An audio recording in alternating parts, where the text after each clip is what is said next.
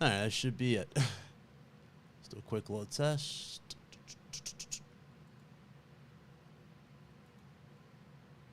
Quick load test. Yep, that's it. Quick load test. Yep, that's it. All right, so sorry about that, ladies and gentlemen. Had to relaunch the stream. All right, so sorry about that, ladies and gentlemen. Had to relaunch the stream. All right, so sorry about that. Let me pause that. Okay. All right, back to what we were saying before, because you couldn't say anything. I guess you guys couldn't hear anything. All right, so wow, that's one way to start this. That's typical me issue. Anyway, producer extraordinaire, Big Cloud. All right, good to have you guys with us this awesome Sunday. So, as you guys already know, we've beaten God of War Ragnarok. We were going to do a show Friday for it, especially go over the nominations or nominees for Game of the Year. But we wanted to beat God of War first. And it was funny about this. Like, as soon as I beat God of War, I was like, who do I remember I was going to interview on a Sunday? And I was like, oh, wait. She's right here. That's who's here with us today, my good friend Rachel. Formerly of Sony Santa Monica. She is a VFX artist. She's working on some unannounced big budget projects, apparently. Yeah, I'm giving her that look. I'm giving her that look. Anyway, I'm so happy to have her with us.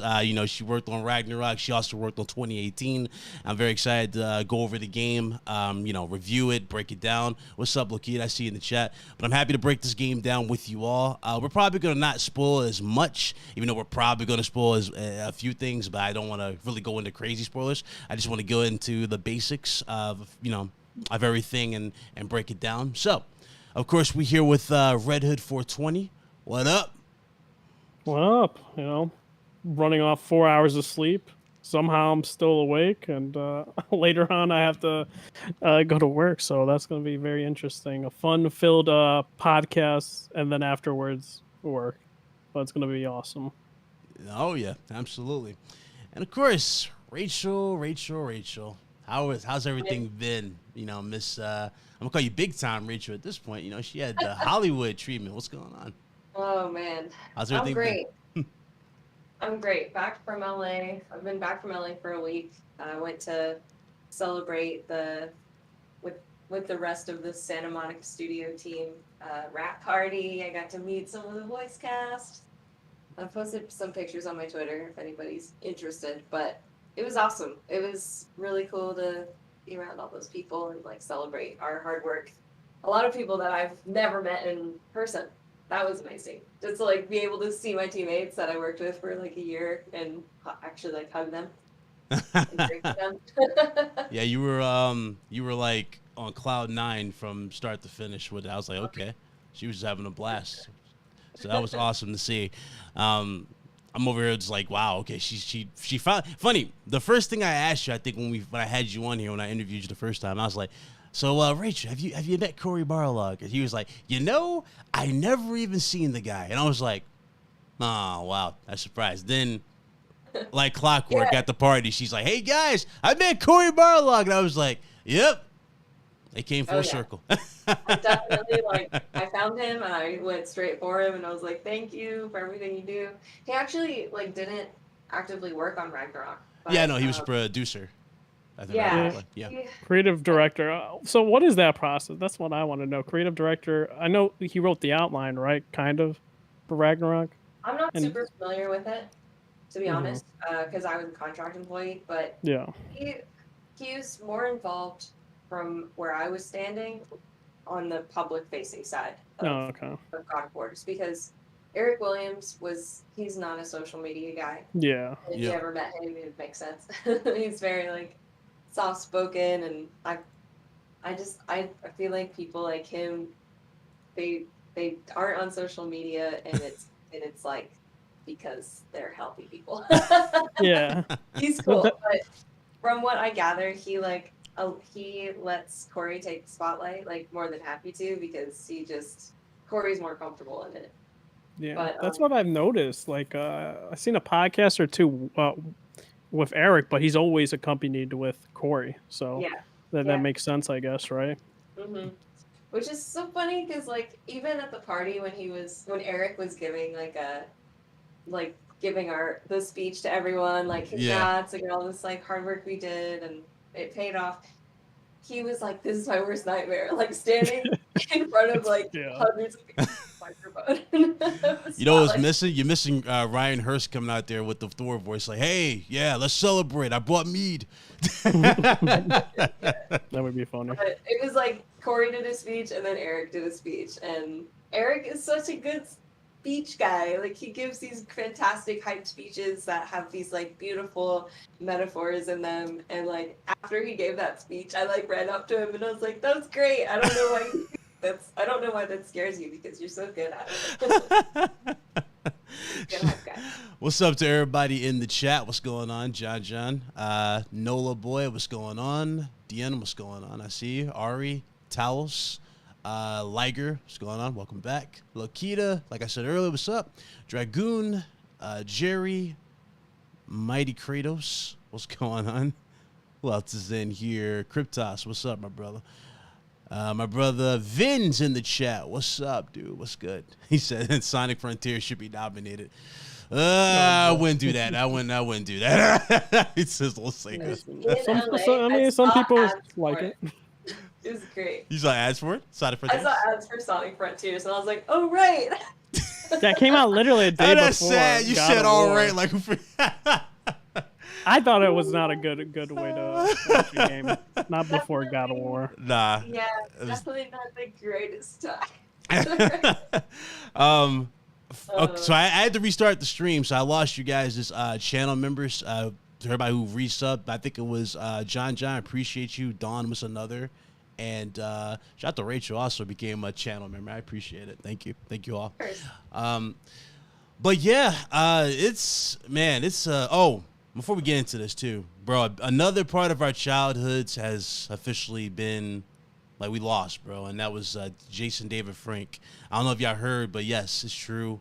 We lost the Green Ranger today, a.k.a. the White Ranger, a.k.a. the Red Zeo Ranger that works. This dude was your childhood right here, man. We lost him. Rest in peace to Jason David Frank. There will never be another one like him. Time flies, man, but it's crazy. My advice to y'all, because when there were some details that was released about, his passing, and I'm pretty sure you guys you guys have pretty much seen it all over Twitter or in the articles that's being written up about him. But real talk, if you know somebody who's going through something, I don't care if it's like anything, like if just having a bad day, do me a favor, reach out to them. You know what I mean? Like, seriously, anybody who's having a bad day and you feel like you need someone to talk to, reach out. Hearing this news blew my mind. This was the last person I would ever suspect was either depressed or was dealing with demons. But this goes to show, though, you never know. Like, a lot of people grieve and deal with things in their own particular way. And hopefully we get a silver, well, not silver line, but hopefully this family, first of all, my prayers for his family, but hopefully they heal in this time. But real talk, it's the truth. If you know someone who's dealing with something, hit them up. Say something. Seriously, hit them up. Like, Rachel can't avoid me. I hit her up all the time. I'm like, hey, especially she be putting those depressors. I'm like, hey, you good? So, real talk. I would appreciate if all of y'all pass that around and y'all do that for anybody. I don't care if it's someone you haven't talked to in a week, 3 weeks, whatever. Reach out, man. Check on them. It's how it is, man. But let's get into this, man. Let's get into this. God of War Ragnarok for the PS4 and PlayStation 5. Funny how Herman Ho said that, it was a case-by-case basis. There's going to be more cross-gen titles. I don't know about Spider-Man. We'll see. We'll see how Spider-Man does, Red Hood. We'll see, Red Hood. I have my theory. You'll never know at this point. We'll see. But for a title that's, I say it's tethered when it's on PS4 at this point, but for a title that's tethered to a last-gen console, this is a very optimized masterpiece, Rare. It is phenomenal in every sense of the word. Like, it's really amazing how they did it. The sound design is great. The refinements to the combat I really, really dig. I remember when I fired it up, I was just sitting there at the main menu, and I was sitting going, holy shit, this looks good. I was just staring at it. I didn't even hit start yet. It took me a minute. Then I did the recap thing where it shoots over to the little fireplace in the show. I like that touch that they did there, where he's like reflecting and seeing what happened previously. That was nice. Then you hit start, and just all hell breaks loose. It's like, yo, this is what I expected and more. It was really, really good. They did some... They did some things that was in bit like really. I wasn't expecting them to do this like this early. I was like, okay, maybe we'll do this like extra, like or actually later in like in a sequel. But no, Atreus, he's playable in the game. That surprised me for this, and I thought they handled Atreus really, really well with this game. Loved his back and forth for Kratos. I like how Kratos is like, what I love about this, and that's what I love about Christopher Judge. Christopher Judge really brings the emotion out of Kratos. Like, you really see it on his face, and you really see like him really, the fight within him. Like, okay, do I want to just tap into the rage of Sparta and just slap somebody, or do I really want to have a father-son type of conversation with Atreus? And seeing Atreus become obsessed with, you know, his destiny, really. Because that's really the theme in this game, is destiny, you know? Seeing him come to terms with it and then seeing the payoff was really like, yo, this was worth the wait in every conceivable way. Wow. Let me just go to some scenes here. So there's a scene involving these fireflies. Rachel apparently did this, and I was like, wow. I did. Like... I did the effects, the firefly and the fog effects in that scene, and after I left, they cranked up the fireflies by like 50. Yeah, it was a lot of fireflies. So you did like one individual with the lights, or I mean, how did it work? So when I placed them, it was mostly like there was like a general like cloud like over the water, and then there were like big groups of them on the shore and like out in the woods and stuff. And it was very romantic, and that was the idea, was to make a very romantic, dreamy scene. And I even added like these little, I don't know if they're still there because I actually haven't done my first playthrough yet of Ragnarok, but like I watched my boyfriend play it, and there's been some like playthroughs where I see like the little like it's like little hexagon, like little bokeh spots like that just like drift by the camera. But the whole idea was to make it very romantic, and I'm really happy with how well it was received. Yeah, it was. I mean, again, every shot in this game. I remember. It's fun. Okay, God of War 2018 is known from going from 0 to 60. It felt like in like the first 2 minutes. They broke the record here with Ragnarok. There's no 2-minute wait. There's like 3 seconds into the gameplay. It feels like, and all hell breaks loose. Of course, literal hell. One particular scene though, involving Thor. This is where it was like, okay, the tones are really shifting here, and they're showing everything. I might as well get into it. Fine. Oh man, this man said no spoilers. I'm just gonna go ahead. Because it's hard. It's hard. Might as well to just tell the whole chat. Yeah. Just say, guys, spoilers. Spoiler. We're gonna get into spoilers. I'm sorry. I can't pretend. Okay.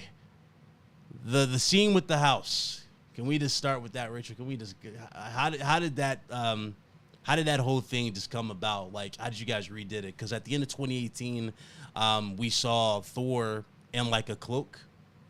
He was like cloaked up. You didn't really see him as a whole. But how you guys did it? You guys did like a. It felt like you did like a mask on the whole thing, because like how it transitioned from him being, you know, the model that we see now in Ragnarok. Like, how did that go about? If you mind filling us in on that. Like, how did they do that? That was. Wish I could tell you. I was not part of. So let me just. I know you did. I know you did like the lightning. So I was when I worked on Ragnarok, I was mainly working in the new realms. So like. Oh, okay. Vanaheim, Svartalheim. Oh my gosh. My mind is blanking. Niflheim? Niflheim. Yeah. I did not work What? in Niflheim, and Niflheim was in the last game. But Uh-huh. my involvement with Midgard was basically like some of the puzzles in the beginning, and some like further on down in the game. Okay. But as far as Thor, I can't. I wish I could on that. Did you do the lightning effects with them? Did you help with the lightning? No. Fun fact though, I did like all of the like base effects in literal like Ragnarok, like at the end of the game, and then everybody like filled in their work or like replaced mine, so I got to do some of that. Okay. What's up? Some spoilers, but it was fun. I got to like attach some lightning effects to if I say any more, I was saying it's so hard to talk about it without getting into the spoiler. Like, okay, so we didn't spoil anything for those who we ain't spoil anything. But Red Hood, how'd you feel about Ragnarok? Was this your again, it's a game years giving awards later, but how'd you feel about the game? Overall, I thought the game was like I said for me it was a 10 out of 10. Like overall, like character development between Kratos and Atreus was top notch, and like a lot of people say, like, oh, we want Kratos back to God of War 1 and 3, and I personally disagree with that. I think it was a much needed change of pace, and then if you watch the documentary series, they like it makes even more sense as to why they went that direction, and it makes sense, especially being a father wanting to be better for your son or your child, not making the same mistakes that you made previously and putting that upon your kid and trying to teach them to be better. And that's a quote that goes around from 2018 and onward. And that was really touching. And the whole thing about family too is a big central focus point. Sindri and Brock and who you get to choose as family, right? Which was really good too. And also like, You do, like Hunter said, you do get a little bit of old Kratos in a certain scene. Yeah. Which was really good, by the way. Like when that happened, I know. I was like, whoa. So that scene was insane. And like overall, like a lot of the gods, like I said, were kind of like a-holes, as they should be.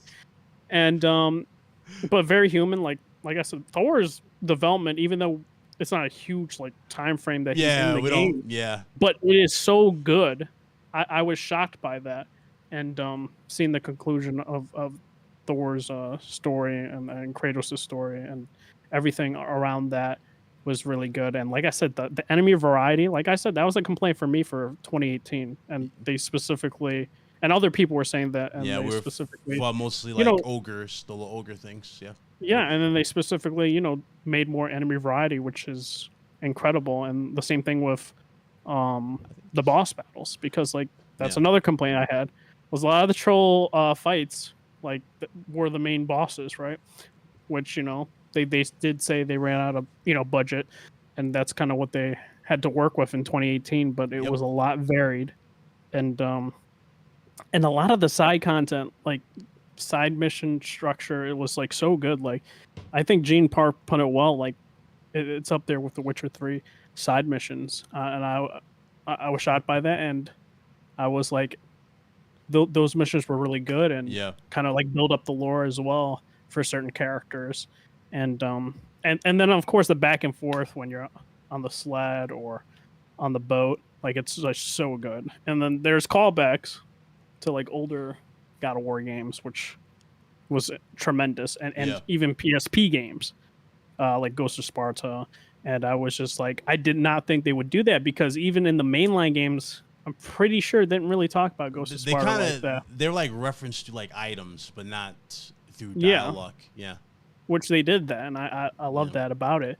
And like, of course, like there's this one scene which I won't say what it is, but there's several scenes, and even like the end was insane to me.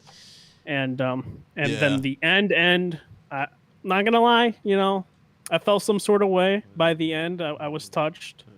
And I thought it was a great send off for Norse mythology now. see what Sony Santa Monica does forward. And personally, I've said this, and I think Blaze might have said this, like, and other people. Honestly, Sony Santa Monica is probably my favorite first-party studio from PlayStation. After this, sorry, Naughty Dog and Insomnia. That's just how I feel. I mean, I still love them. I still love them. But if it's all about pure quality, Sony Santa Monica is S tier. It's high on the tier list. Naughty Dog is definitely S tier, but I feel like they dropped a few notches, mostly because I haven't really seen anything new that's really like blown me away. If that makes sense. You know, we're mostly seeing re-releases. Last of Us Remake, for example. I'm like, I don't want to play that again for the third time, and I kind of want something new. But that's just where I'm at with Naughty Dog. Naughty Dog is still, obviously, still good. Insomniac seems to be like the MVP studio because there's so many games that's dropped out of that studio for the years. But going back to this game, God, I'm trying to. I was going to say one thing, Big Cloud. I did have one minor nitpick. It was like, and people were saying it, and I don't know how the process goes around, like the puzzles. Like, we're actually really good, but like the main ones, some of the companions will like say it automatically, and like the solution. Now, I don't know how it goes. The QA testers, maybe the QA testers weren't really like understanding how to do the puzzle, so they gave the solution pretty fast. And maybe that could be adjusted through a patch. What do you think, Rachel? About that? As far as I know, and there's a guy who worked in QA for Santa Monica Studio in the chat right now. It's Liger. Okay. Okay. Hey, Liger, you want to pull up? Yeah. You want to pull up, my dude? Let me know. Go ahead. I think it was more of a Sony decision. I mean, it's something that happens in like Horizon Zero Dawn, where you come up on a puzzle or you even just walk past one and Aloy makes commentary about it. Yeah. So I mean, we can get Liger in here if you want. I want to say, pull up.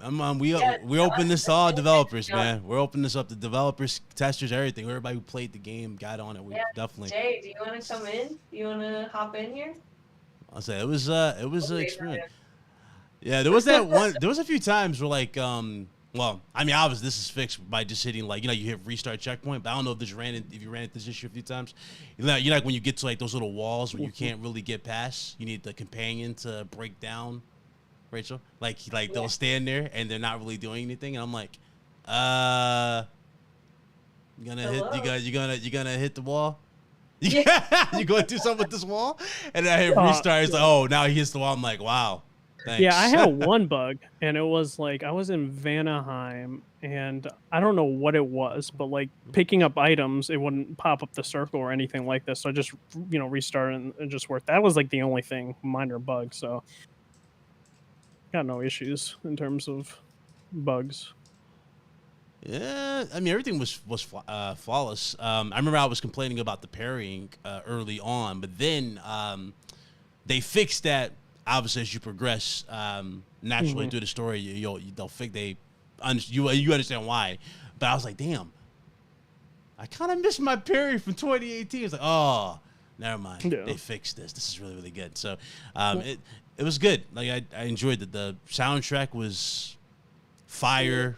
I mean, literally, I'm like standing there just like Usually when I beat a game and I get to like the little end credits, I'll probably take a screenshot, post it on Twitter or whatever, and be done. But this one, I was like, nah, this one hit different. I was like, yo, the soundtrack was so fire. I was sitting there just glued to the screen, sitting there going, bob my head like, yeah, this is worth the wait. Yeah, this is it.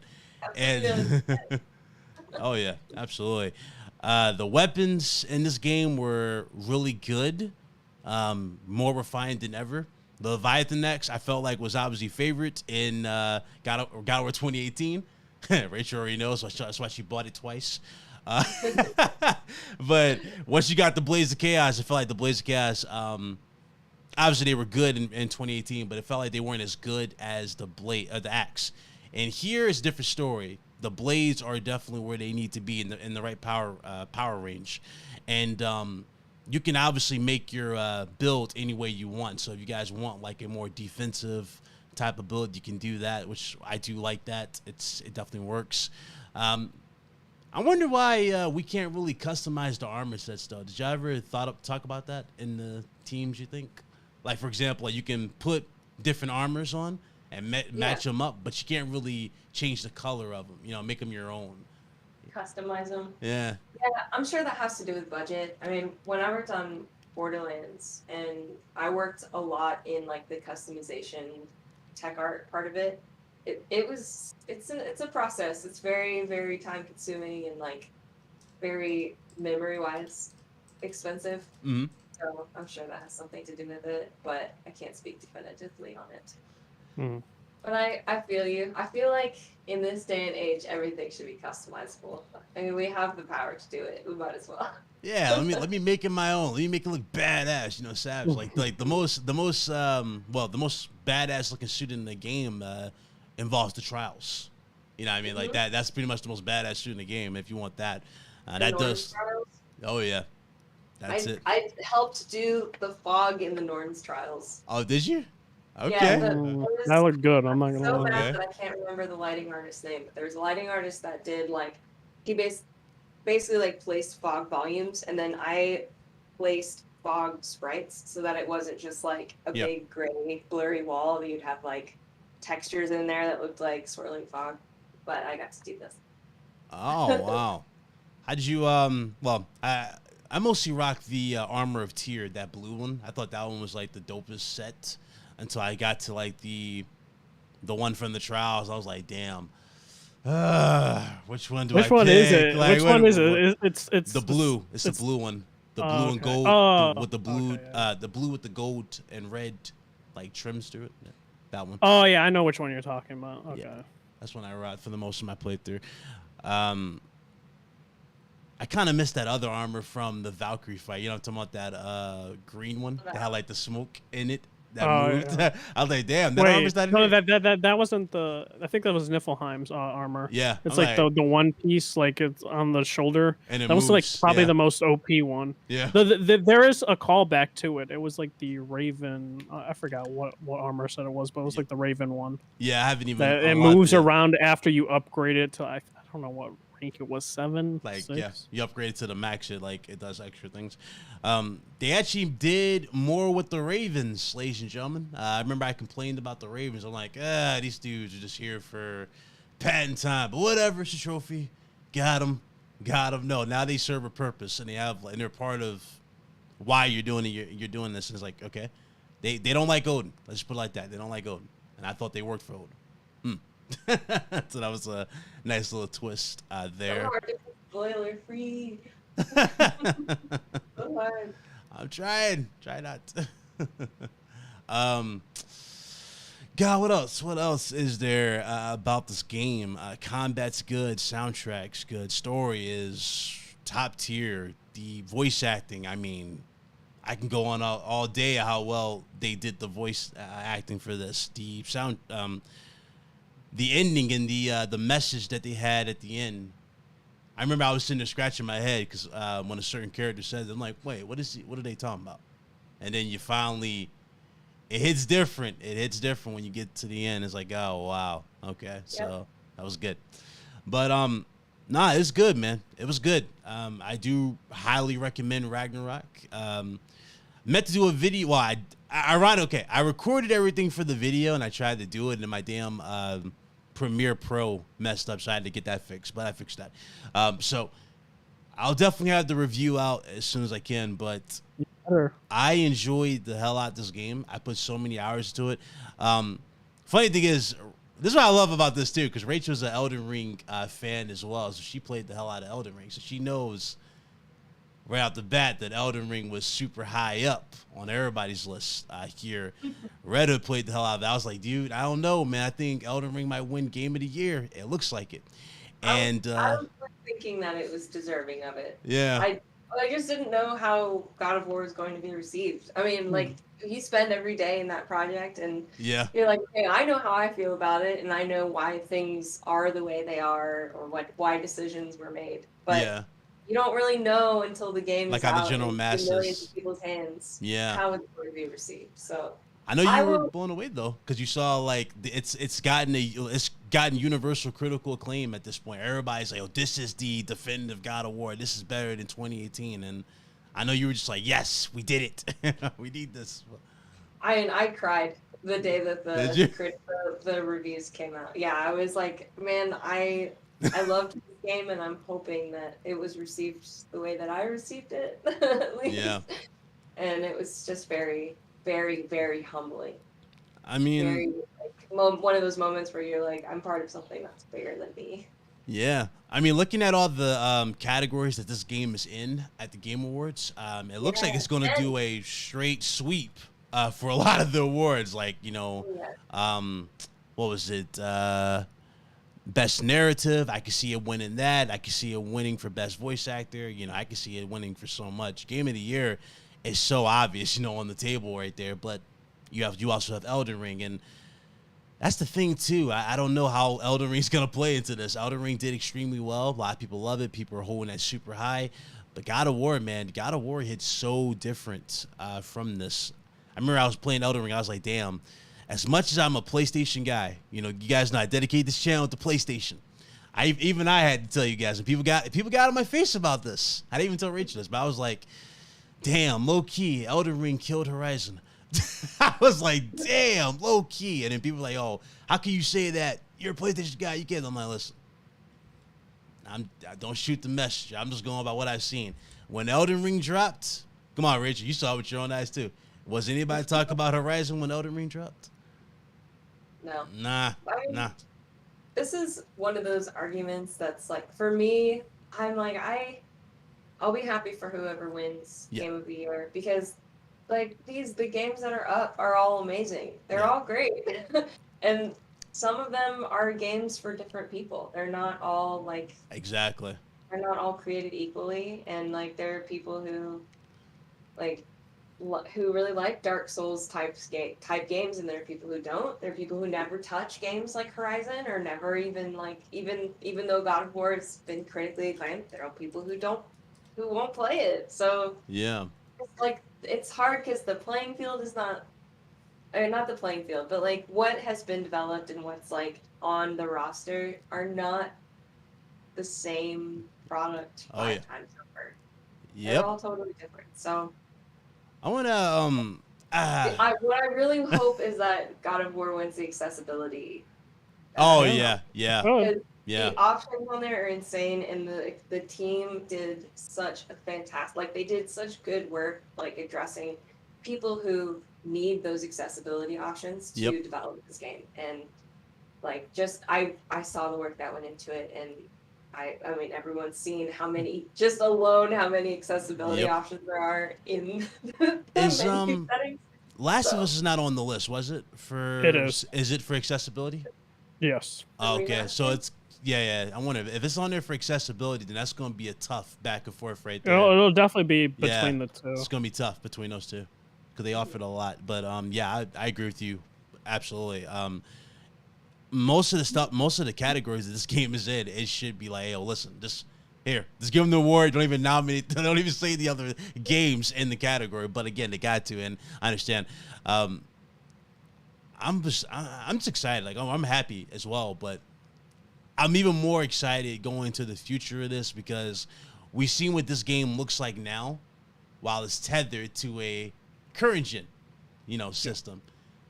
I can't wait to see the true next gen sequel to this. You know what I mean? And the reason why I say true next gen sequel, and Rachel even know what I'm talking about, because look at Tekken 8, people, and compare that to this. You know what I mean? That jump, that leap, that nothing held back type of thing. I can't wait to see what they do, but it's going to be a treat to see what this team does even further. Oh man, what an experience! It was definitely worth the wait. I gotta tell you, Rachel, you killed it. All of you guys, y'all killed it. Y'all absolutely killed it. I was like, it was an honor to be part of this project. I worked so much on this game, but I still feel like I did such a fraction of despite all the hours that I poured into working on this project. When I look back at the game and I see what's been optimized, and some of my work was removed in optimization just because VFX is one of the first things that gets cut when they're like, all right, we need to save data.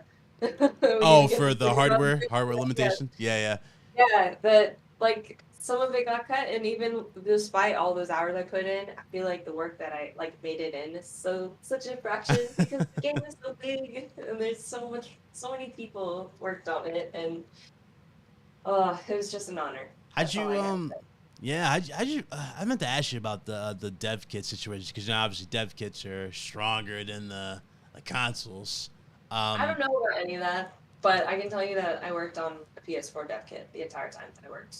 yeah, saying isn't it like stronger than the base PS4? I don't know. No, I really don't. Oh, you don't know? No, well, there's that. I know that like the reasoning, like some of the reasoning, basic reasoning behind developing it for PS4 as well is because it's a continuation of story that started on PS4 and they Right. wanted it to be accessible. That's it. And it would make sense, especially because the availability of PS5 has been so limited, to only make it on PS5 Yeah. or make it for PS5. That's why I said I was telling Red Hood, especially when Herman said, cross-gen games going to be by case. I think Spider-Man is going to fall into that conversation. Chill. He said, "Chill, it looks great. I'm hyped for Spider-Man. I'm saying." Oh yeah, same. But One deep of the down. fun fact, one of the VFX artists that was a contractor on my team on Ragnarok is now working at Insomniac for Spider-Man. Uh-oh. So that's what I want, like PS5 version Venom. That's what I need in my life. You ain't gonna get no limited edition console, all right? Just let it go. It ain't gonna happen. It ain't gonna happen. Oh man. If they can't guarantee you a base model PS5, there's no way I can see Sony going, "Hey, Hey by man, the you know way, what? I'll just edition." settle for Wolverine being on PS5. How about that? I mean, that makes sense. That makes I'm sense. sure it will Yeah. be. I would be surprised if it was not exclusive to PS5, just because it's kind of like a standalone. Yeah. Still can't get over my goofy ass reaction to it. I'm sitting there going, "Wait, is this Spider-Man?" Like, wait, hold up, it's blood everywhere. Like, hold on, that's not Spider-Man. Like, who's that? I'm like, and I just let my jaw drop. Like, wait, what? Oh yeah. The No, one I'm character excited for that game. I thought Xbox was going to get. So Sony got, like, come on, bro, y'all being bullies at this point. Let them have something. Like, where's Black Panther? Come on, give me Black Panther. No, but seriously, like that game, like I'm so excited, just especially that they hired one of the writers from Spec Ops: The Line. Such an underrated game in terms of story and narrative. Oh yeah. And like how like in terms of you play that game, like that story is so gripping and so crazy and so good. I'm just like Wolverine, like is gonna be done right with that writer. So, but no, like going back to God of War though, like Oh, don't worry, we gonna. I'm just like I'm still like I might have to replay it. I'm not gonna lie. We'll do all the side stuff, of course, and then replay it. That's how I'm feeling. Oh man, But trying to think here. What did they do? How do you without feel about spoiling. No. I'm not talking about that. I'm trying to think. Obviously, this has been going on for a minute here. Sony's kind of been taking the difficulty-related trophies out the equation. Yeah. A lot of the games just been open, so you just literally pick a difficulty and fast travel to or just go through the game and get everything. But I'm wondering how come they don't go back towards. Well, I get it, but at the same time, I kind of would like at least something to test me. You know what I mean? Like for trophy-wise, but. I get it. I get why they're doing it. They did it technically.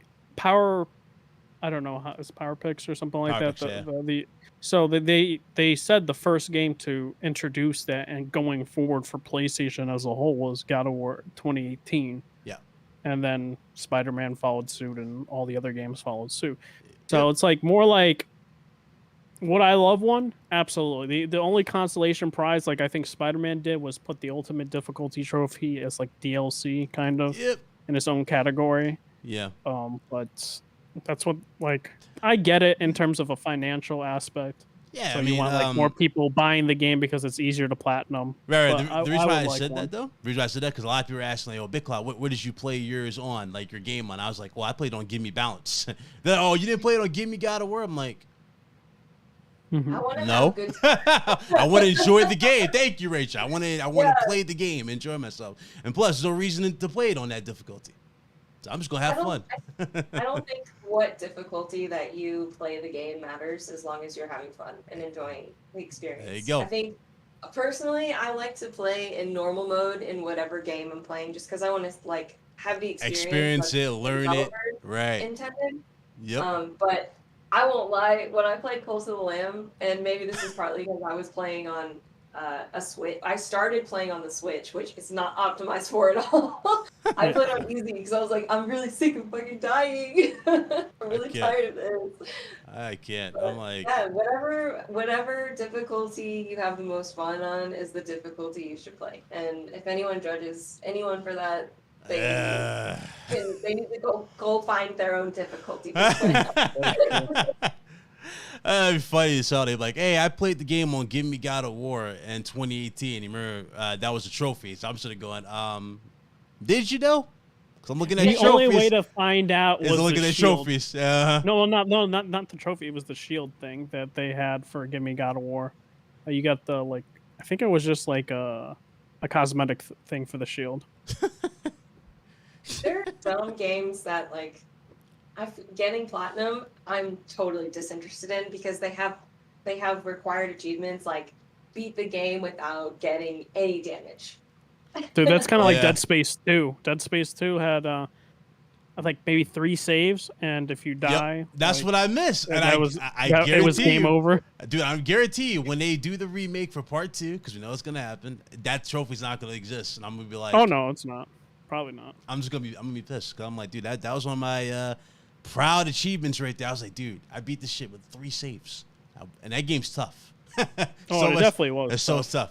So it's like if they remove that, it's gonna be like, whatever.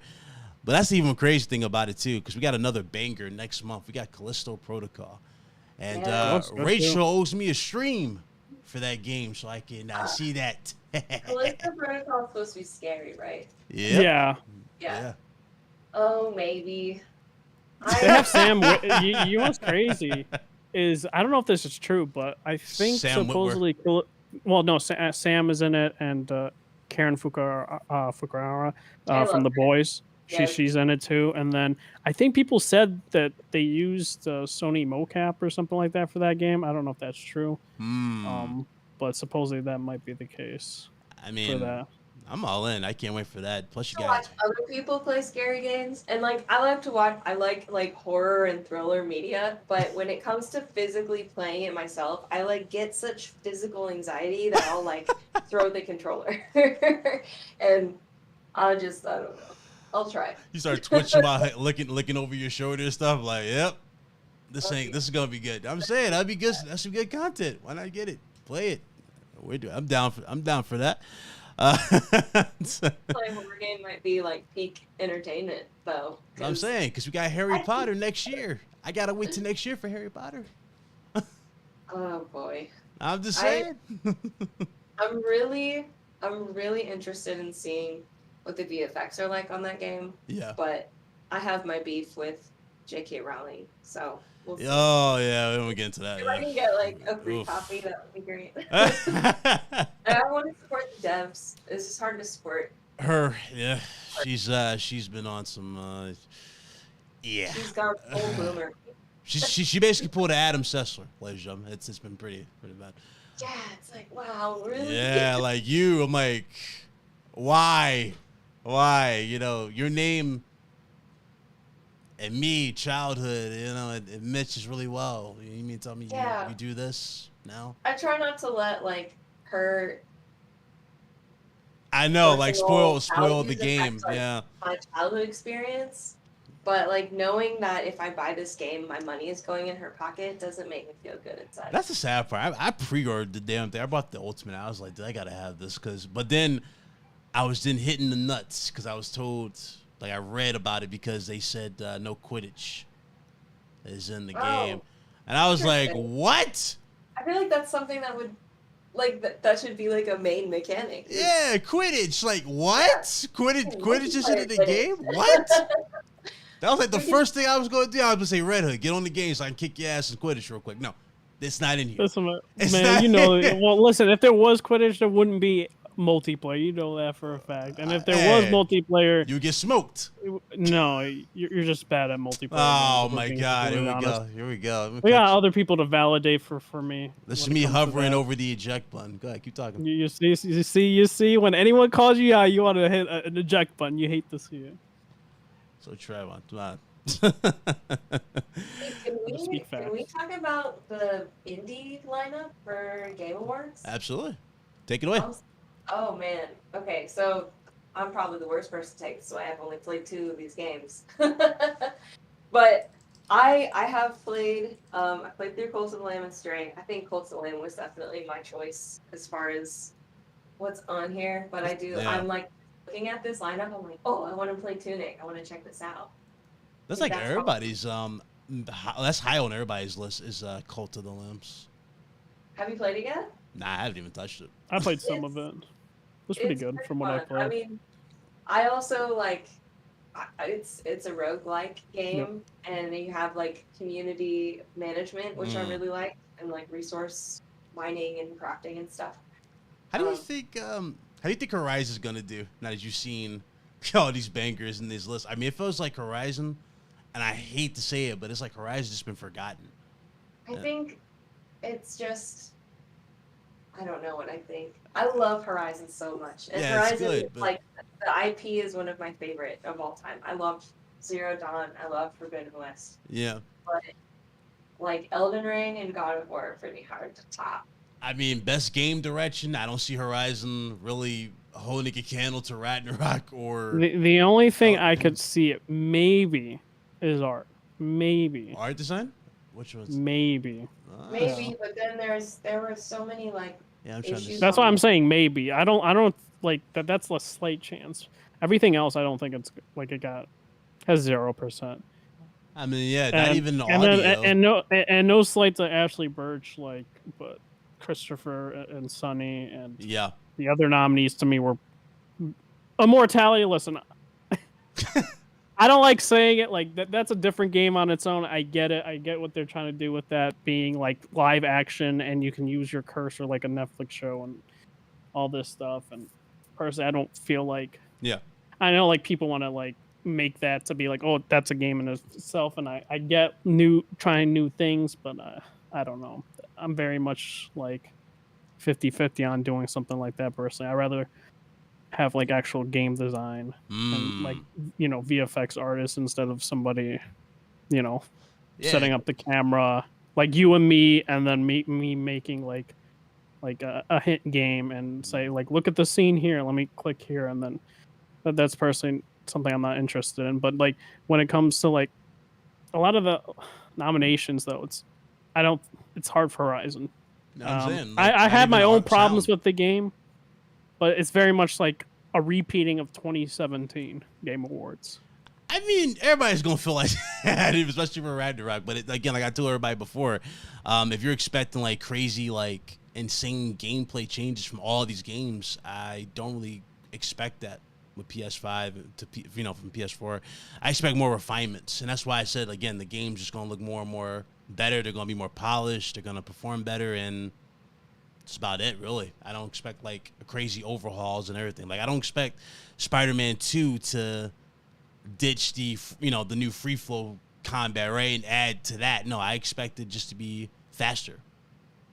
More addition. That's what I expect. But I don't know, man. Everybody's got their crazy hopes up. If Horizon had come out a different year, then definitely like would have its place to stand tall in the Game Awards, but it's hard to stand next to Elden Ring and God of War for sure.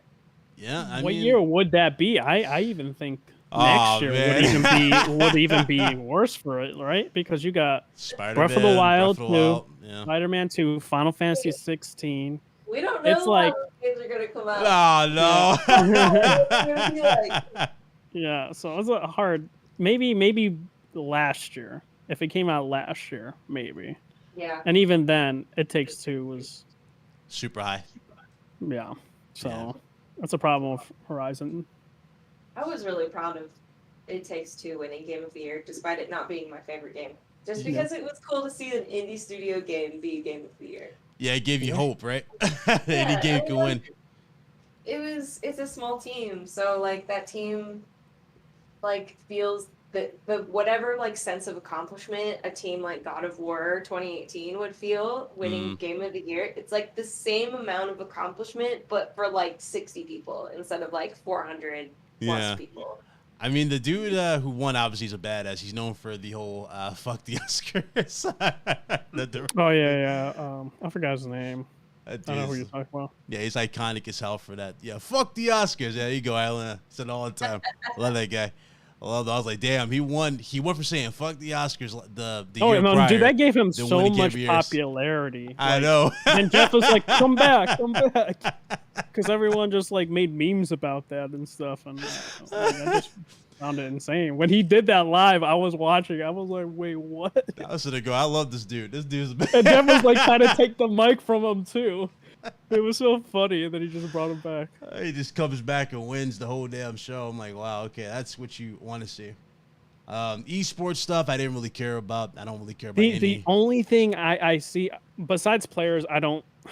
That's entirely different. Not content. I was gonna say esports event. I think because I heard my friends talking about it was like the League of Legends Worlds. Like it was pretty popular. I'm pretty sure it's gonna win that, but other than like the actual players, like the esports players and clans, like I don't know any of that, so I don't really care for that category. But they're whoever all does, strangers to me. yeah, I'm just like, what again, Bell Bryant? No, that feels like competitive gaming feels like a totally different industry to me than just making games. I mean, it is. And it has its own set of like celebrities and notable personalities than just casually playing games, streaming or developing. Yeah. So related to God of War, I remember we had this conversation about you possibly working on a superhero game. There's some stuff in this game, Ragnarok, that kind of made me think of Doctor Strange. Oh yeah. Oh yeah. Like what? Involved a certain parry or a block in Ragnarok. You know what I'm talking about? No, I think so. Super Yeah, I know which one. Yeah, I'm talking about. With the hands, bro, why don't you say you said the character already? Oh well, Atreus, the Atreus block. There you go. I was gonna say. My friend Antonio, who is also on the VFX team, he made that block.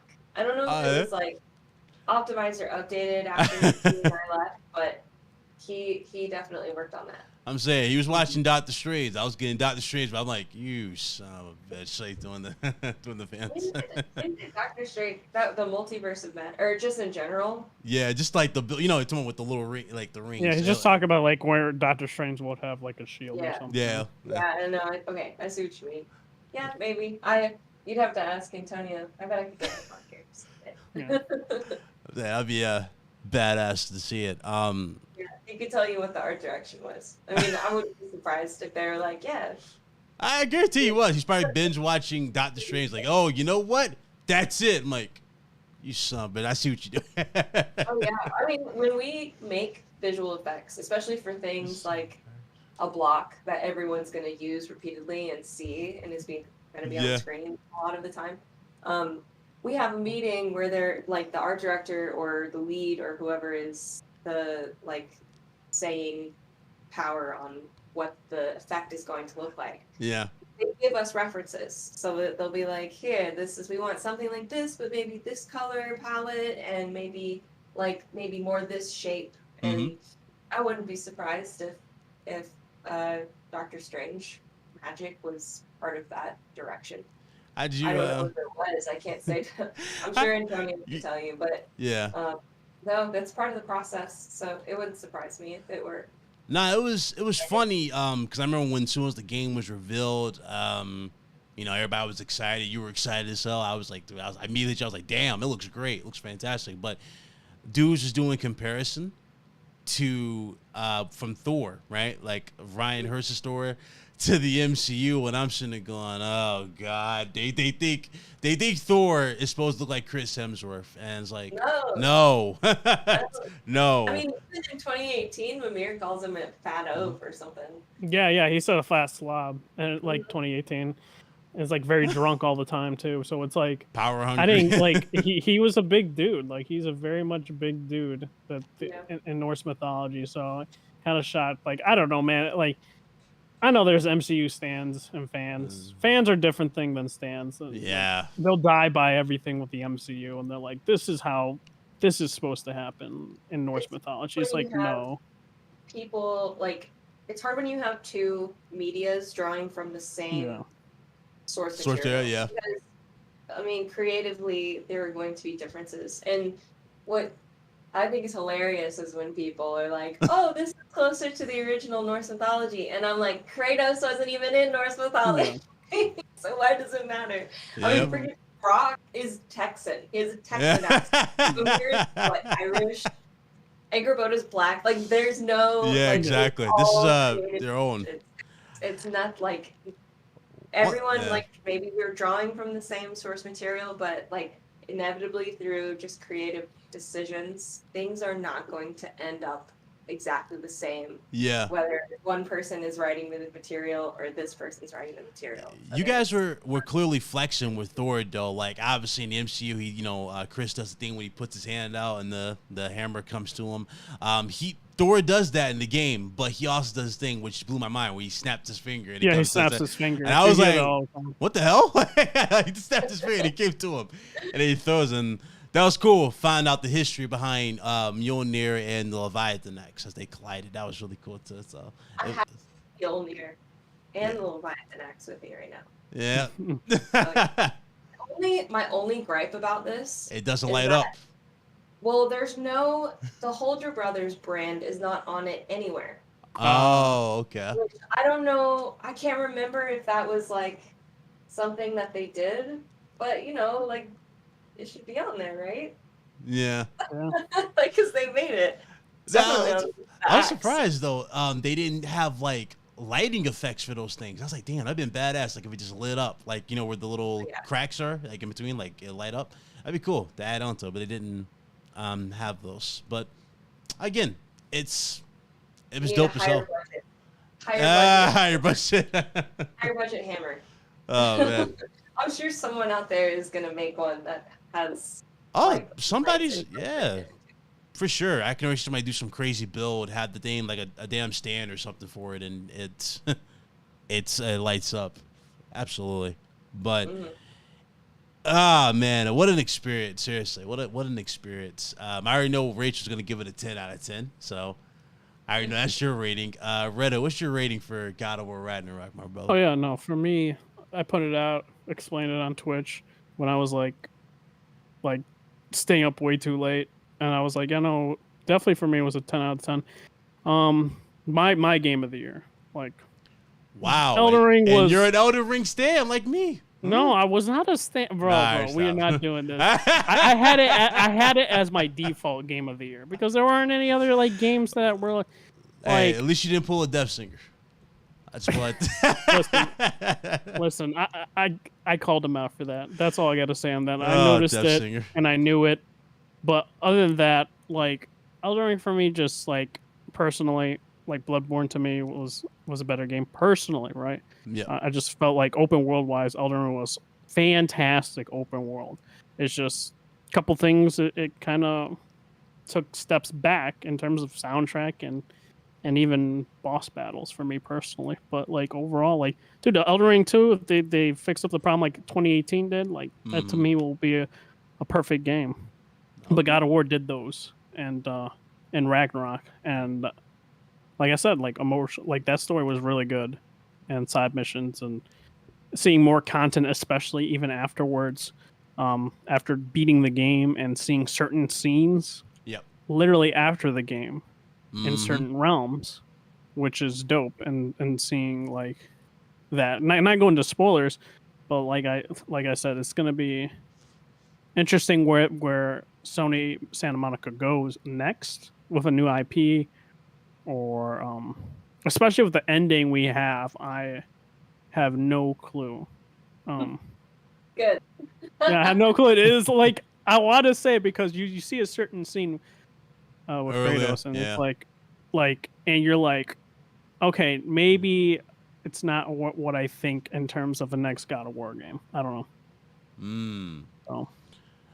For me, Elden Ring dominated my mind. Like it was funny. It felt like suicide. And it felt like I was unfair to Horizon. And a lot of people were like coming at my neck over because we had that crazy month where we had Horizon, we had Gran Turismo, we had Elden Ring, and we had another game drop all in that same month. And Elden Ring came out, I think, either after Horizon or before Horizon. Was it after Horizon? After. So it was literally like a week. It was like a week apart. And I started Horizon. Literally, it's on my channel. You guys see my playthrough. I literally started that little bit of a playthrough, and then my phone goes off and blazes, yo, Big Cloud, please tell me you got Elden Ring. I'm like, no, dude, get your, bro, it's fire. I'm like, I started Elden Ring, and let's just say I was super glued to the game. I could not get off of Elden Ring, and it felt like Horizon took a second step towards it. And then when I eventually went back to Horizon, it was it was like a month or two later, I went to Horizon and beat Horizon, and Horizon was good, but I was like, damn, it's not better than Elden Ring. You know what I mean? And then we get here. I played this game. I was just sitting there just glued to my seat. Dudes hit me up on PSN, my messages on YouTube, everything like, yo, Big Cloud, how you feel about the game? I'm literally ghosting everybody. So if you haven't gotten a reply from me on Twitter, I literally ghosted everybody. I didn't want to be bothered. I was gone. I played this game start to finish. And when I went into the game, I had my thoughts, right? Like I have my is it going to go this way? Is it going to go that way?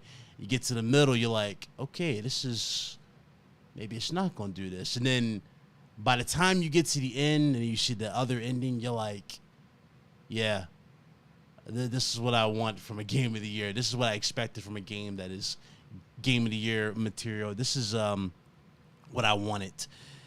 Definitely a 10 out of 10 for me. I enjoyed the hell out of it. Only gripe I probably would have was a little bit of the puzzles. Some of the puzzles were a little annoying here and there. Like, just a few. There were definitely puzzles that, like, I talked about this with my boyfriend because he was having trouble with some of them too. That there are level design decisions made in some of the realms where, like, you go climb up somewhere. It's like indicative that whatever you're experiencing over here is separate from whatever you're experiencing after your climb. Right. But that's not true in every realm. So, like, there's a puzzle in Midgard. It's like further in the game, but you're doing a lot of climbing, and it doesn't feel like it's the rule of like climbing and things being separate from between times does not apply, and it feels a little bit disjointed to me personally. Yeah, as a gamer. But I agree with you. There's definitely some things that like don't feel intuitive, but I mean that's the result of many moving parts. Yeah. Like, don't get wrong, it was cool, especially when you have like the runic abilities where you can like amplify them to do I thought that was a nice touch for it. But then when you started transitioning that to like lighting the bracers for the little chests and stuff like that, I was like, okay, now I'm just like, now I feel like I'm playing tic-tac-toe with this stuff to get here. And that was, some of those work, some of them was like,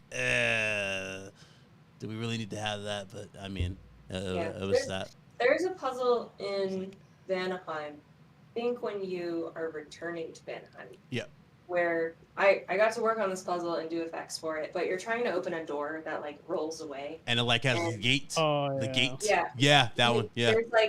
There's two braziers that you need to light that are part of the puzzle. Yeah. And you don't see those braziers anywhere else in the game. Right, you have to like really focus in and look. Yeah. I remember thinking when I was working on it, like how, like, well, part of my job was how do I solve it? How do I help the player like understand what's going on here? And it was to add like sparks and smoke to the braziers. Like, hey, this thing lights on fire. Light this thing on fire. Yeah. But that was definitely I'm glad you did that because I would never would have figured out that one for the brazier. Somehow I was like, huh. And then you find out, okay, you don't necessarily have to like shoot some of them. you can just have it like expand and blow up with the fire next to it. I thought that was a nice little touch. I was like, okay, cool. That made it a little easier. But I was like, some of these were like, But nah, it was part of the job a lot of the time was like indicating, like, hey, this is flammable, or hey, like in other puzzles maybe like, hey, like this thing is stopping and it can't go any further, or stuff like that. Yeah, absolutely. Who did the frozen lightning? I forgot which realm it was. You know, talking about the little lightning bolt. It's like frozen. Which one? I'm not totally sure. If I had to guess, it'd probably be. It's not in hell. It's not one of the full timers, because it's just like a huge. It's a huge set piece that's in the middle of the game the entire time. Oh, yeah. Somebody asked me that in the chat. I was like, okay, let me ask that. You guys have any questions? Go ahead, ask away. For Rachel here, what I'm gonna do, I'm gonna actually change it around a little bit here. Rachel, you've been vocal about this, so I knew I had to get your take on it. This is outside of gaming, so welcome officially to the show. I guess you could say question here. How the hell you feel about Twitter and the future? How do I feel about Twitter? I feel like billionaires should not exist. I feel like I feel like Elon Musk is making it very loud about how incompetent he is at running this giant business. Honestly, I talked to one of my best friends yesterday about this, and she had a great point, which was like, first of all, Elon Musk is not an engineer or an inventor. He's an investor. He is a business person that buys companies. Mm-hmm. And the companies that he has succeeded with so far, like Tesla, PayPal, SpaceX, those were small companies when he got them. And he, did what he's doing now is he probably like moved a whole lot of things around and changed the way that they function so that they could grow. Whereas Twitter is huge. Like it was already established. Yeah. And functioning. It doesn't need crazy changes. And it's also like this whole situation is also very heartbreaking to me, because I found a huge community on Twitter. Yep. Between game developers and gamers, and like getting to talk to people who play the games that I work on is such a special thing that I love so much. Yep. And like I've even met people like, and I don't know if he's still in the chat, but my friend John, we worked together at SMS, and we didn't like connect until we saw each other on Twitter after we had worked on the game. So then when I went out to LA to do the rap party, we like met and like hung out, and we bowled together, and we did that because we went on Twitter. Yeah, it's awkward. Like just seeing it, like I saw everybody lose their mind over the check marks. I'm sitting going, I was sitting going, this ain't gonna end well. And the reason why, because I started thinking about stuff. I don't know if you remember that hiccup. I know Red Hood remembers it, where it was this guy, he made like a fake account for Halo or for 343, and he said Halo Infinite is delayed, and Kotaku believed it because he put like one of those fake little check marks on his name, and people believed it. It made articles about it. I'm like, dude, now we're at this point, anybody can get a check mark for $8 a month. There's even bigger problems than that. Like someone faked being a big pharma company and was like, we're giving away insulin. Yeah. And then their stock value dropped overnight. Plummeted. Like that is insane. And it happened because we broke this process that worked a specific way, and everybody was like, ugh, so stupid. And I remember correctly, the check mark, because you already seen, like, everybody had like their own little club that had a check mark, whether it be in games, videos, or whatever. They all had like their own little section, I guess you can say, when they did that with the check marks. Now everybody can get them, right? And you have to like legit click on them to see why they're verified. Is it because of the blue, or is it because of the fact that they're influencers? The fact that he's like, oh yeah, by the way, the logo, it's the same color. No, that's not how it works. No, but oh man, and I see everybody say, yo, I'm going to Mastodon. The first time I heard Mastodon, oh my god, I sat there and I was sitting going, yo, wait, what are we watching? Power Rangers? What the hell is Mastodon? Like, what the hell you guys screaming Mastodon? It's like, oh yeah, Mastodon's this. I'm like, I'm gonna keep it a buck. I ain't going nowhere. That's what I told you, Big Cloud. I was just like, dude, if Twitter goes, I mean, I know like people care and like I understand that, but like for me, it's like it is what it is for me. Like, but I'm not gonna go to another platform. Like, if not, like it'll just be Discord or that's really it for me. Just be honestly Discord to talk to the people I know, like you and other people. But like Twitter goes, because there's like good people on Twitter, but it gets subdued by a lot of loud people, and I'm just like, yep. And that's the thing too. It's like it's very toxic. Where do you go afterwards if it does in plummets? The world burns, so to speak. Especially after a certain announcement that happened. What, today or yesterday? I think it was yesterday. But yeah, I already know that app's gonna go into absolute shitter after that announcement. But And it's like a matter of, are there enough engineers to like keep it moving? That's the thing. He fired half the staff, right? He fired half the staff, and then another good chunk left. Someone who left, and shared their reasoning for leaving. Yeah. It was a very like, this is a personal reason. It's not like anything explosive. Like I'm not trying to like talk to anyone. This is why I left. But he was like, there are places or departments where there's only like one out of what used to be like 70, 80 engineers. That's a lot. And as someone who works in software, like that, you can't like continue to function off of that. You have to have people, like basically Twitter is like a ship and it's moving. And if we like all of a sudden need to change course because something's broken, you need to have people there to like help fix those things before we crash. So yeah, it's because ain't nobody going to Facebook. We ain't going to Facebook. I ain't going to Facebook. I don't even be on Facebook. So I ain't going to Facebook. Never use it. I can already see it now. Yeah, hey guys, go live. I got my damn ants and everything going. Hey, you have this? I'm like, oh god. Yeah, it definitely feels like it's a different generation of people that use Facebook. It definitely is. That's like the we can also go back to MySpace. No big deal. Do not mention MySpace. MySpace. I heard about that in middle school. Like the same thing with Facebook. God. It's like hearing about that in middle school, and then everything onwards, like in high school, it was Twitter and Instagram and Snapchat. Instagram might work, but at the same time, no, it ain't gonna work. It's hard to have like a public forum or a public like thread that people can openly discuss things with on Instagram, because it's not meant for like ideas and statements. It's just pictures. Yep. Which is, it's fine. You can do lots of things with that, but it just doesn't function the same way that Twitter does. Unless LinkedIn becomes the go-to. I think that's more professional based. But that's more professional. So I don't know. That's the other one. I doubt that, because you're gonna have people like random Twitter users making LinkedIn and right. Yeah, that's said Tom will always be my friend.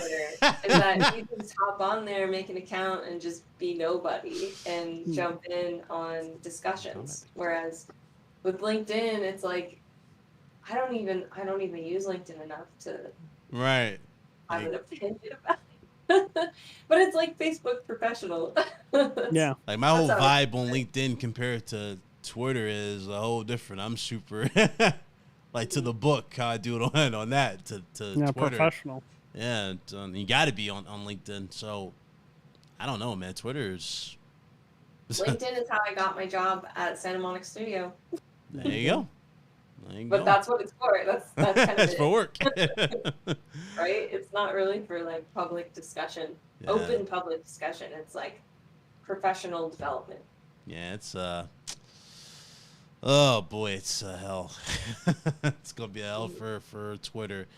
I don't know what the future holds for that, but everybody's like, hey, what are we gonna do? I'm just sitting there going, well, this is what I see. A lot of people who are complaining about Twitter are kind of still on Twitter. If you want to make the change, you gotta not be on the app.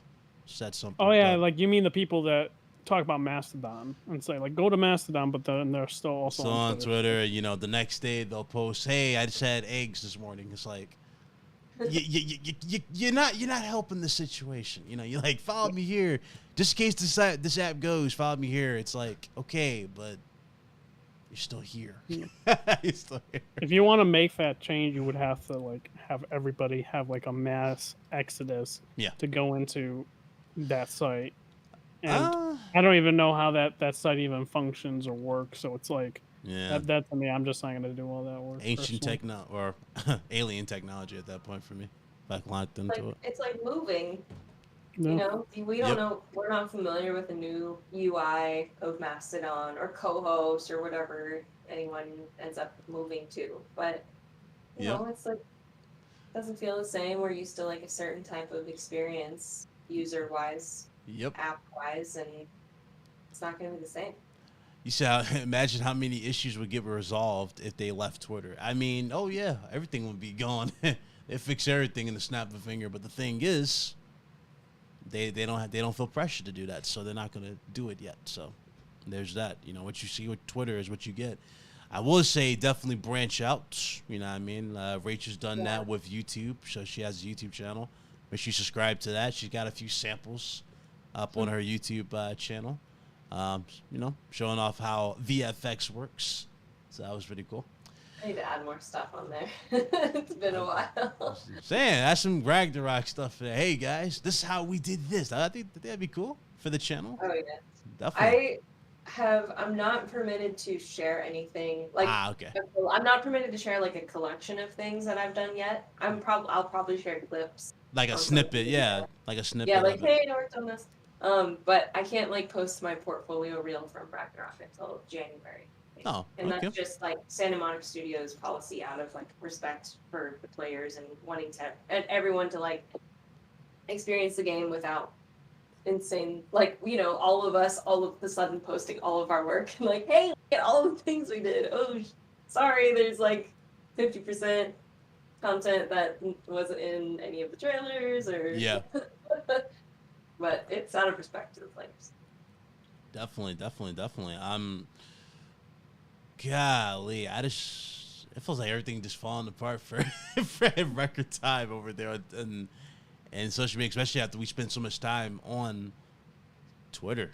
Think about it. We spend more time on Twitter than we do YouTube, it feels like now. You know, you know. So I don't know, man. I don't know what they're gonna do, but I mean there's that for Twitter. So who is your favorite character in Ragnarok? Ooh, that's a good one. Yeah. It might be a cross between. Honestly, I have like favorite relationships. Between characters. So like I love the relationship between Atreus and Sindri. It's one of my favorite relationships. I love some of the. Oh, you know what? I do have a favorite character. It's Angrboda. I love her so much. I got to meet Leia Hayes. She's really cool and so beautiful. Oh my gosh. When I saw her in person, I was like, oh my god, she looks like she's painted. She's so pretty. But she's also just very sweet and gracious. I mean, all of the voice cast were, but I love Angrboda because she is like the first peer. She's Atreus' first peer. She's the first person that he meets that's her age and then has a relationship with. Yeah. And like connects with. And it being that character specifically is I just love so much. I love that it's another Jotnar. It could have been, you know, it could have been the other Aesir that he meets later on. But you can tell that his relationship with Angrboda is so much more kindred than he has with any other character.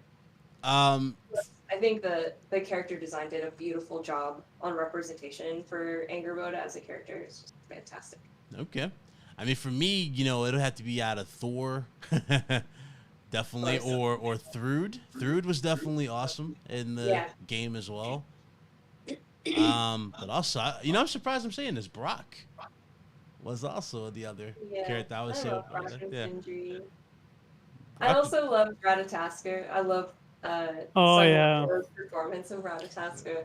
I was surprised that I saw that. I was like, really? Like, a lot of, like, it seems content creators are going into VA now. Yeah. Like, I think Young Ye was also think did some VA work on God of War Ragnarok. So it's Uh, like it's very interesting. Sung Ho Cho's been a voice actor for a while. He was. Yeah. I mean, this is cool because this is the second time I've worked on a project where he's a character. He's voiced the character. He was on Borderlands 3. He's Flack, the robot. Yeah. Yeah, I think he was putting that in his like portfolio or something on YouTube, like showing all the works he's been doing. Yeah. Like he's been doing some anime as well. So it's like it's interesting. A lot of content creators are moving towards either anime or video game VA. So I wasn't ever thinking that would like kind of like pollinate and crossover. My friend Rev, Solid Rev, he had me laughing. He should have gone, "Oh God, here we go. We got a talking squirrel in the game." And I was like, "Wait, what?"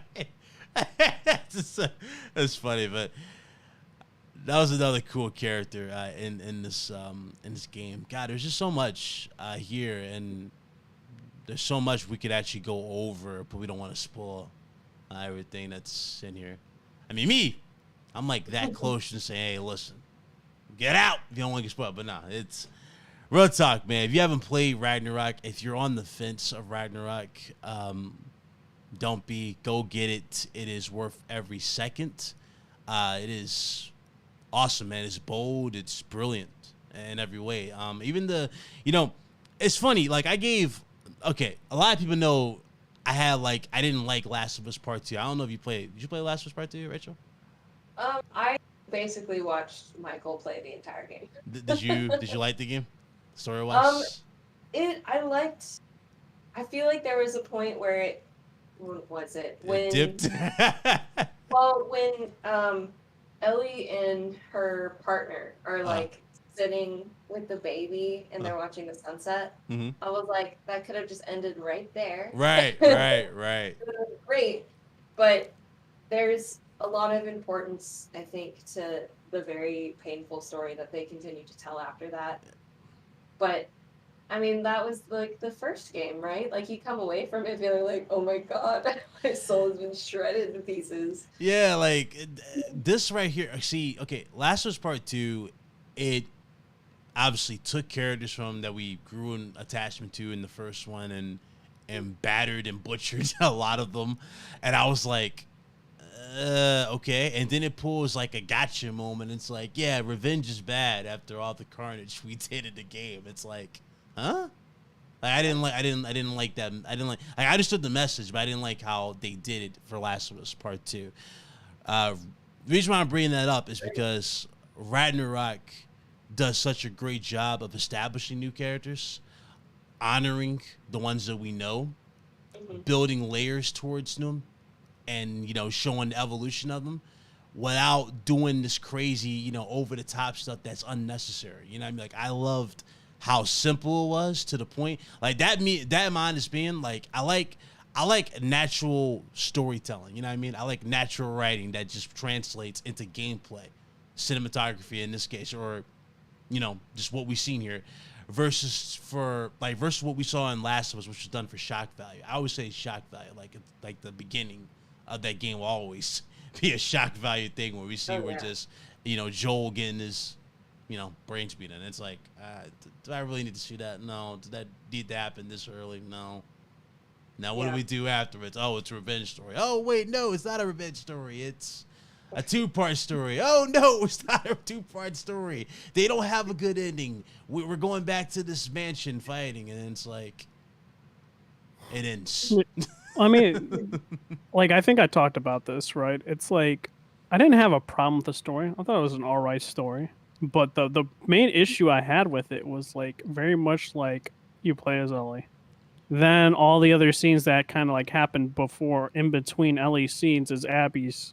Yeah. And then it's just like it very much just felt like it didn't feel like coherent, if that's the right word to say. Like the pacing was very much off for me. Like I know you in terms of the story, you didn't like it. Me, it was like okay. I liked the first half of it because the first half of it made sense. But then when we got to like the other parts, I was like, do we really need to have this here? Do I really care as much? No. And then it became more of a chore to play because I'm sitting just like, especially a certain scene. You already know what scene I'm talking about. Red Hood. That scene happened. I was sitting there going, Oh God, they actually threw this in here. Like I said, it's like, yeah. As far as the like gratuitous violence, the scene with oh my God, why am I just the murder scene where Yeah. the revenge begins. I feel like for that scene it was necessary just Right. because To set the tone. I mean we needed to feel like it was a lot because it was a very integral part of the story, but the violence later, it's maybe the violence later felt more appropriate because it was inappropriate. Like not inappropriate, like inappropriate, like it was so much. It was a lot because it was cathartic. Like they were both the characters were seeking, or one was at least seeking revenge, and one was fighting for their life, and the needlessness needed to be highlighted. And I think in a way that was appropriate for it to be gratuitously violent at the very end. Yeah. To feel like we don't need this. This is too much. I mean, maybe that was exactly the story that we were needing to be told. Yeah, I mean, I hear you. I don't know. I had so many. I had my mind set up so much on that game. I was like, damn, this is going to be it. I can't wait. I waited so long for it. I'm playing it. I'm just like, oh my God, look how amazing this looks. Now you done top tier. And then story starts, and you should see my reaction. It's actually on my Twitch, Rachel, like the last part of it. You should see my reaction. I was sitting there going, like, I didn't say, oh my God, it was so good. I didn't say that. You know what I said? As soon as the credits hit, I was like, wait, that's it? That's literally what I said. I literally said, I was like, that's it? And everybody was stone cold silent in the chat. It was hilarious. I was like, dude, I was mad. I mean, it would definitely, like, my, like, surface level reaction was like, man, I wish it had ended earlier than this because this just... Yeah, cut at the barn. At the barn scene with her and Dina, I would have been fine with that. That would have made sense. Yeah. And just move it on. Watching sunset. And then they could have told more story later. Yeah. But it's The Last of Us, so it had to be tragic at the very end. But I mean, that's the thing. The first one wasn't super tragic at the ending, you know? Like, it was just like, she asked him a question, and then this end, you know? It's ended, you know? It was tragic, but it was also heartwarming, which kind of softened the blow of the tragedy. Whereas the end of The Last of Us Part 2 is just completely heartbreaking. Like, it was exhausting, it was violent and heartbreaking, and then the very, very end, it's just like an extra, like, kick to the dead horse. Yeah, like I always admire Neil Druckmann for having the guts to do that for a game. I was just like, damn, I just wasn't expecting it. Maybe, you know what it was? Maybe because it was just too early for me, you know, as the sequel. You know, maybe you want more. Maybe because that type of ending I would expect from like you end a whole thing, you know what I mean? Like that's the final one type of thing. But I don't know. That's how I felt. I didn't feel like that was like, okay, that's gonna warrant a sequel, and if we do get a sequel, how am I gonna feel about it? I mean, I don't know. That's why I'm hyped for Factions. Factions is gonna be interesting when we get to that. Yeah. Speaking of that, what you been playing lately, Rachel? Aside from Ragnarok. What have I been playing? I haven't been playing a lot since I got back from LA. I am starting my first playthrough of Ragnarok tonight. After this podcast, I was thinking about streaming it, but I think I'll stream it again later. I kind of just want to have like my first. Yeah, enjoy it. Yeah, play it. Yeah. First experience solo. She's gonna play it on developer mode. Nah, I don't play it with rules attached. I'm also like, of course, I'm looking forward to playing Ragnarok, but I am also really looking forward to playing Somerville, which came out a couple days ago. Okay. It was an indie game that I think was announced alongside God of War Ragnarok at one of the PlayStation showcases. But the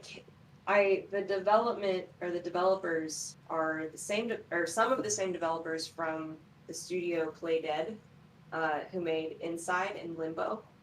And Somerville is the same like flavor of game. It's like environmental driven storytelling, it's side scroller, but like dynamic camera and lighting, and I'm really excited to see the VFX. But the developers created a new studio called Jump Ship, which is sort of like a double entendre on like them leaving Playful, or sorry, I was at Playful when this happened. Them leaving Play Dead and starting their own studio to make this sci-fi game. And I like studied the VFX and their dev blog in like 2018 when I was like a baby developer learning. So I have like this other level of like kindredness that I feel in finally getting to play this game that I've been watching the development of for years. Okay. I still can't get over what you told me. Then I saw the picture you sent. I was like, wait, there's no way. But super lucky still, ladies and gentlemen. She actually was wearing the mask. She's actually the mask. Like, really? You're like the only one who could fit this? Like, oh, come on. I think the original suit, the lucky suit, the fox, is made for a specific person, and I just happened to be like the same shape and height as that person. So like, and I was the only one in the studio that it would fit. So I would wear it sometimes to like our own company events. Oh God. Fun stuff. I had to have help putting it on. Super lucky so. The tail was very heavy. I mean, golly, what else is there to talk about? Retta, anything else you want to ask? No, nothing much. Not right now. Anything that I can think of. Anything there wasn't news? anything in terms of breaking news or anything like that.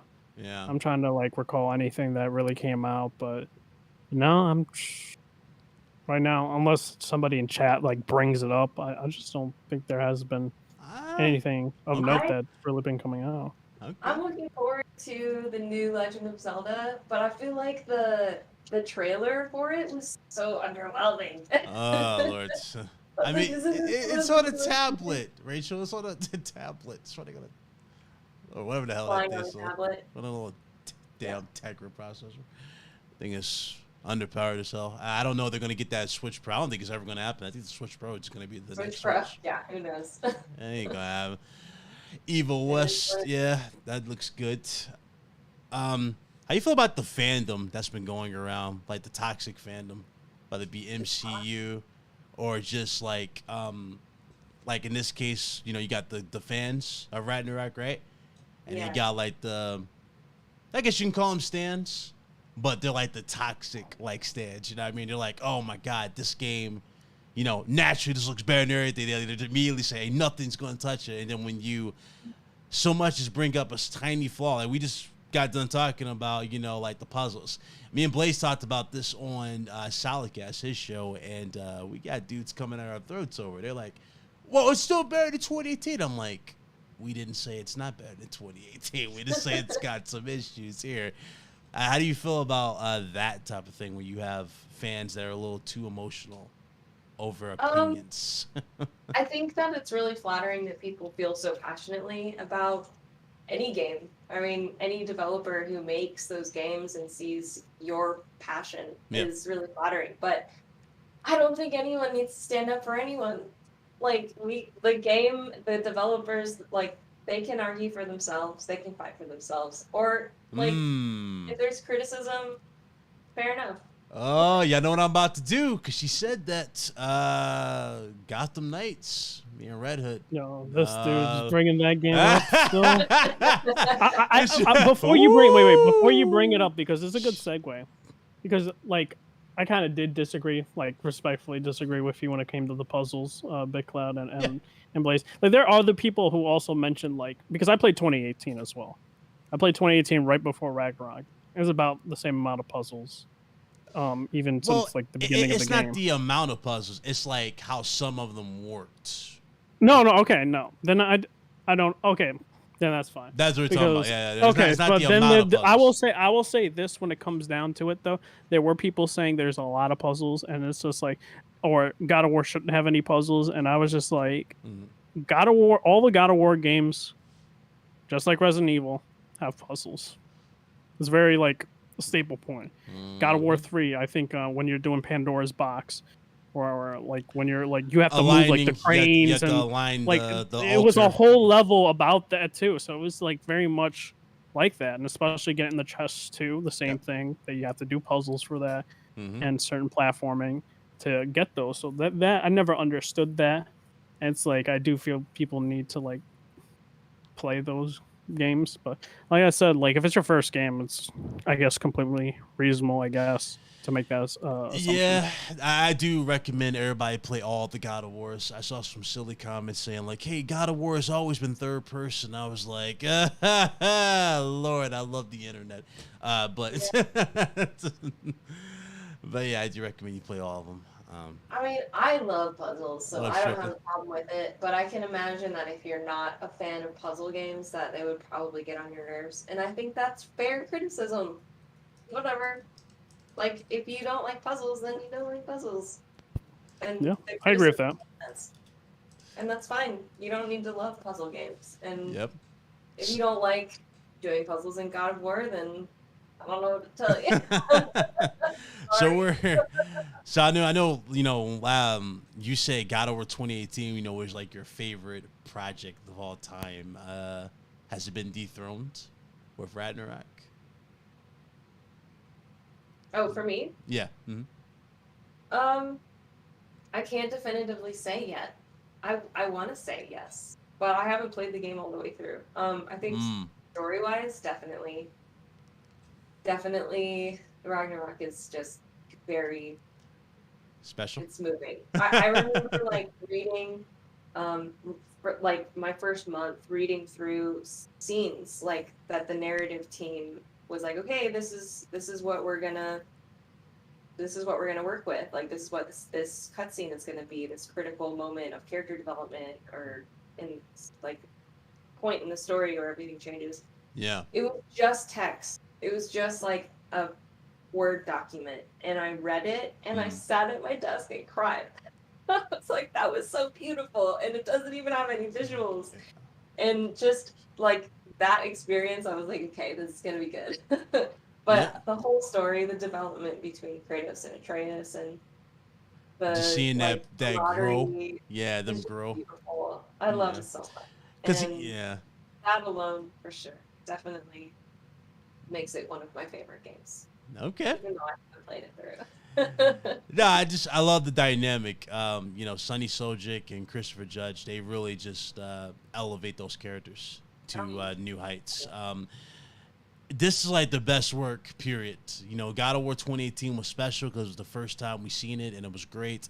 This right here, it was just like them really showing, hey, listen, that was only a teaser of what we can do with these characters, and they really just amplified them, and it was great. All the scenes, you know, even Loki coming into his own, Kratos, you know, coming one with himself as it is. It was good. It was fantastic. The development was beautifully done. Oh yeah, absolutely. I met both Chris Judge and Sony. They are very nice people. Oh, I saw that. Chris Judge gives fantastic bear hugs. My like singular goal at the rap party was to find Chris Judge and give him a hug. That was it. I didn't care if I got to like speak with him or anything, but I remember like seeing him like a couple yards away, and I like made eye contact with him, and I started to like creep up, and then I like opened my arms like, I want to hug you, and he opened his arms and was like, bring it in. And it was so cool, like acted like we were old friends, even though we'd never met before. Just the nicest guy. And gave me a big hug. He smells really nice, very clean. And then was just like, let's get a picture. And he's a cool guy. Very, very kind, very graceful, very humble, for sure. Yeah. Sonny was fun too. I briefly got to meet Sonny, but he's cool. He's gotten so big. he's like 17 now. Yep. He went from House Party to Farscape to now being the God of War. This dude, man. Come on. Yeah. I love the guy. Funny how a lot of people didn't even know he was in House Party. I'm like, come on, man. You didn't know Christopher Judge was in House Party too. Oh, God. Awesome, dude. If I was there, I probably would have done I would have made a fool of myself. I would have done a reference to House Party too. And he's like, she's mine, fool. Oh God, man, awesome game though. Awesome. Let's see here. He said, "Yo, me and Chris' ultimate goal." Yeah, I'm looking forward to talking to him as well. Hopefully, we can get him on the show. It'd be awesome. But that would be great. yeah, we gotta get you back on. We'll have you on. We'll have like a reunion. That'd be awesome. I don't know if he'll remember me. I'm sure he got swamped by every single developer and was like, "I want to shake your hand." Anyone who didn't like directly work with him on the mocap stage for sure. Yep. Yeah, he was in Star. Was he in Stargate? I thought it was Farscape. No, wait. Maybe it was Stargate. I got it mixed up. Yeah. Yeah, Stargate. I think it was Stargate. But yeah, nah, 10 out of 10s all around. God of War Ragnarok. Game of the year. Is it better than Elden Ring? I think it edges out Elden Ring for sure. See. Yeah. We'll see. I have no expectations, and I'll be happy for whoever wins. I'm mostly just excited. Like, I love these things because it's just a celebration of video games. We need to do like a live reaction, like you on your phone or something like that. Like it says, "Hey, God of War, Game of the Year." You just like throw your phone or something like that. Game of the Year, I would just cry. I'd have to like put on some waterproof mascara and just. Definitely That's worth huge. it. That would be like that's something that I put on my resume. Like, yeah, I worked on this game and it won Game of the Year. I mean, well, you worked on the other one too, though. It won Game of the Year, so 2 back to back. 2018. No, I don't think. No, I didn't work on 2018.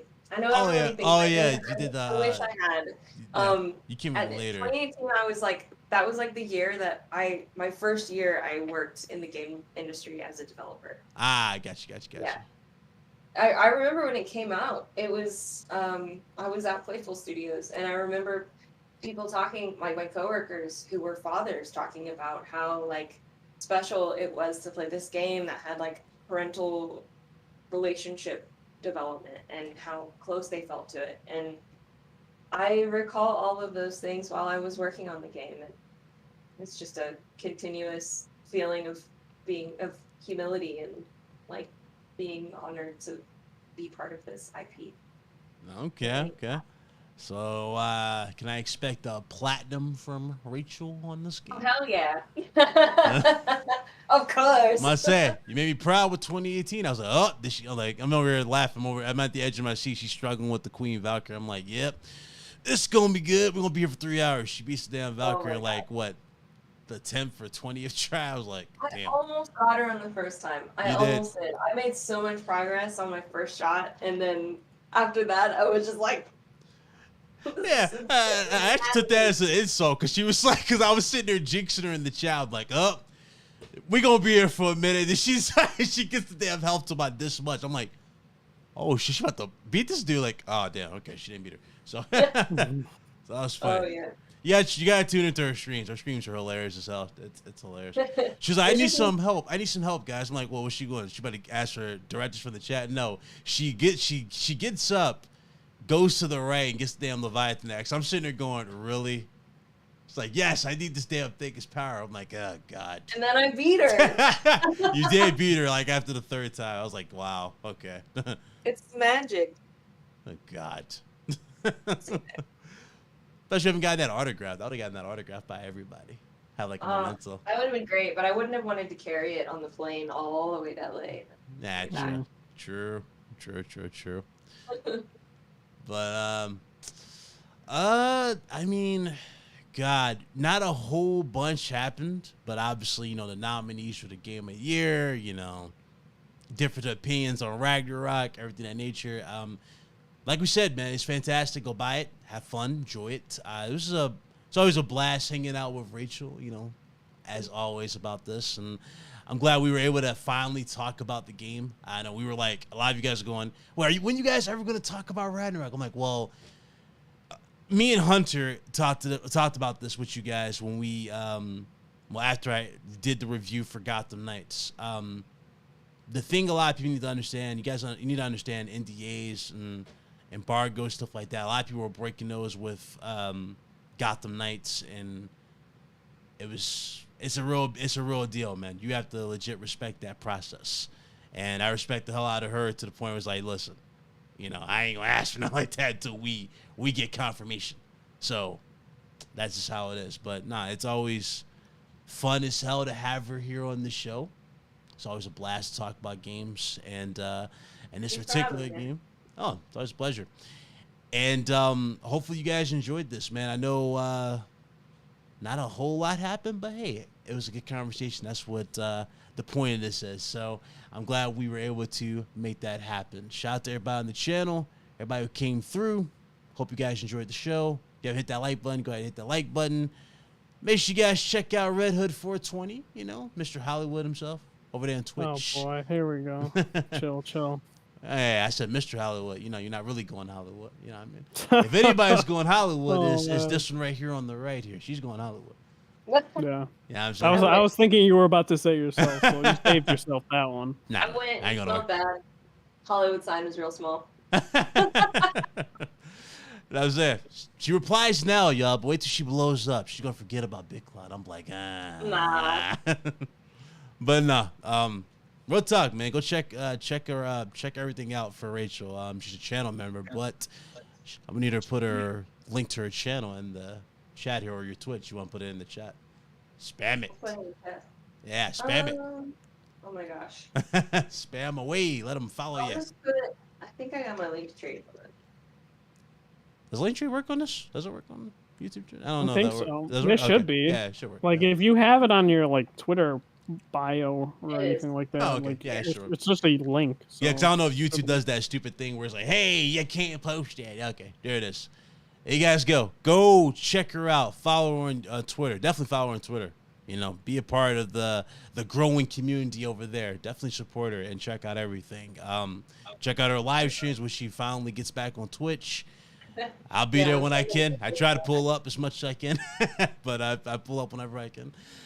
Yeah, definitely show her. Her next video is going to be her throwing that hammer. She got to definitely pull up. And Red Hood, to other people where to find you, brother. Thanks for coming Yeah, through. you can find me. Yeah, finish Ragnarok. So we're definitely gonna go to the Game Awards website and pick out best game direction and game of the year. Basically, you guys already know by my tone and how I was talking throughout the episode. And so, yeah, check that out. Twitch, Red Hood 420. YouTube still making a video game essay for Death Stranding and probably a couple other ones I'm thinking about as well. So, taking my time with Death Stranding, a video game essay. So, check that out. And great episode. Great to have Rachel on. Pleasure talking with you. Big Cloud, listen, you're not good at multiplayer games, but I always respect you nonetheless. Shade. Friendly shade. He does this all the time because we call him the janitor of the podcast. That's why he does that. Oh, this man. But he upgraded. I'm giving you flowers. I'm giving you your flowers. You upgraded from that. Okay, you upgraded from that. Yeah, that's why. Now we're gonna have to talk about my pay increase next. Oh God, yeah, I'll increase it by another 12%. There you go. For shame. Seriously, much love, everybody. See you guys back on the channel officially real soon. I'm happy to come back and do everything. I know I was expecting a lot of people to come through on Sunday, especially because everybody's playing this game. It's a busy game night, but to everybody who did make time, came through, hey, and if you're watching this on the rebound, hey, let me know what you guys think in the comment section below. Yeah, it's going to be a great year. Especially next year, but it's been a great year for gaming, and I'm happy to share it with you all. Rachel, again, pleasure. Red Hood, the works. See you guys on the next one. We out of here. Stop. Peace. That should be your next your next little you have those little emotes for your Twitch. That should be one for you where you like, hey, band hammer, and you hit the little hammer. Nah. I might switch to YouTube. Been thinking about it. Oh, let me know if you do it. I can raid you, help you